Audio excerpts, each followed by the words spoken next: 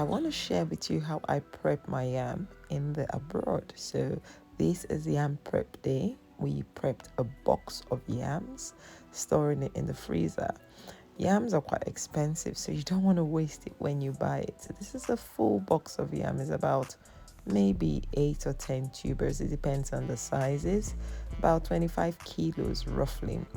What I do when I get my yam, and if you want to store it outside the freezer, you can use some lemon. Some people use palm oil, but you know what, I just store it in the freezer and it saves me the hassle of worrying if it gets bad.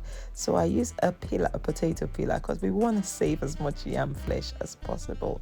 And also it's easy to peel with a good quality peeler. I don't use a cheap peeler, it won't work, it will just stress you out. But using knives really wastes your yam flesh.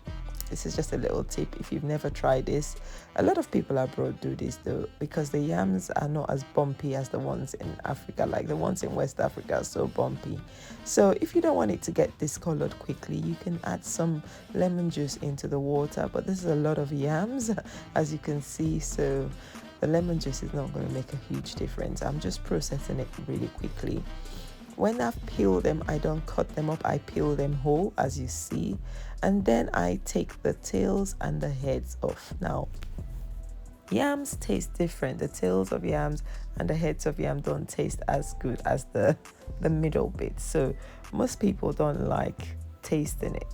What we do in my home, we eat the tails and the heads as pounded yam. So we don't buy this yam flours people buy like pounder. No, I make my own pounded yam. I find it is more expensive, but I know exactly what we're eating. It's more time consuming, but with a yam pounder, obviously it's easier. So now we've got the heads and the tails out. We're gonna deal with the main bits that we're gonna use for like yam pottage or boiled yam or cooking it in anything else. I blanch. So now I have ice in a tray and I'm going back to prep some more yams. Now you could end up with some of these yams with the stems or the middle bits a bit bad. This is normal. These yams have been imported from Africa, especially from Ghana. They spent months or weeks on the sea, so you can't expect them to all be perfect. This is one of the hazards of buying yam abroad. Plus they're not cheap. Okay. So we go ahead and just get rid of as much as I can. And look at that one is really bad, but thankfully it's good compost. So if you have a garden, this is really, really good compost, the yam peels. I don't waste my yam peels. They make good quality compost for me. Yes, they're not organic because they're not organically grown, but they're better. So now I have water boiling in a pot. I put the yams in there and I blanch it for about 3 to 4 minutes. This is enough time because of big chunks of yam, and I'm going ahead to prep the ones we use as chips now. Fried yam is a delicacy in my home. It's not the healthiest food, let's be honest, frying foods. Sometimes I do this in the oven, but sometimes we also fry them, and we don't do this too often. We try not to fry food too often because frying food is not healthy. Okay, but this is how I like cutting it for chips. Now this is blanch. You see it wasn't boiling, straight into the ice bath. That's how you blanch your vegetables, but this is how I try to blanch yam so it doesn't discolor.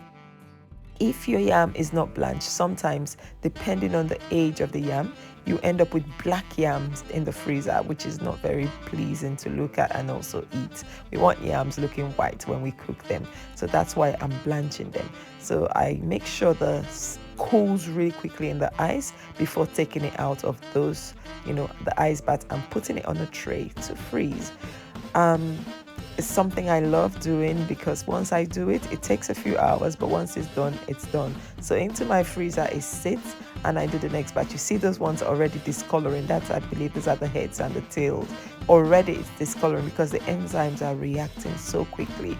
And this is really based on the age of the yams. These are not new yams. That's why you have that discoloring quickly.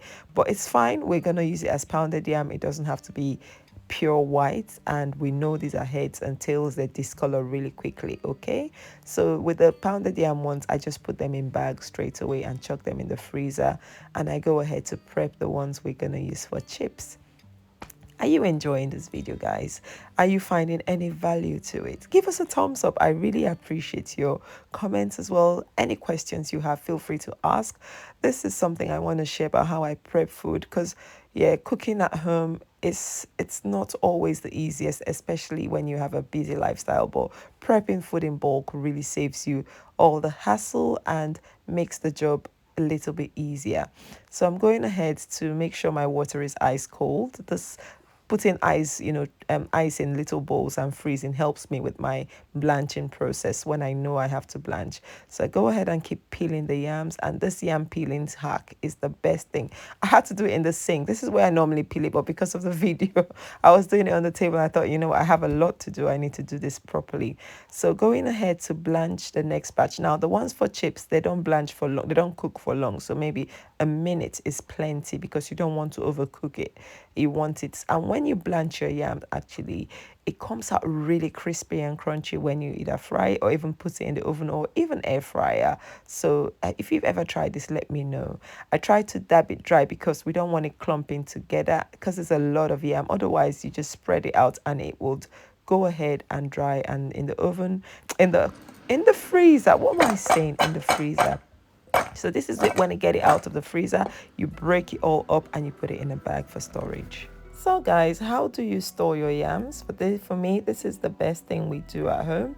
Let's know in the comment section, and if this video has added value to you, please give us a thumbs up. This is the whole thing frozen. I'm going to pack them all in bags. Can you see a little bit of the black dots there? That's normal. You just have to be aware and look at the heads and the tails that were not blanched.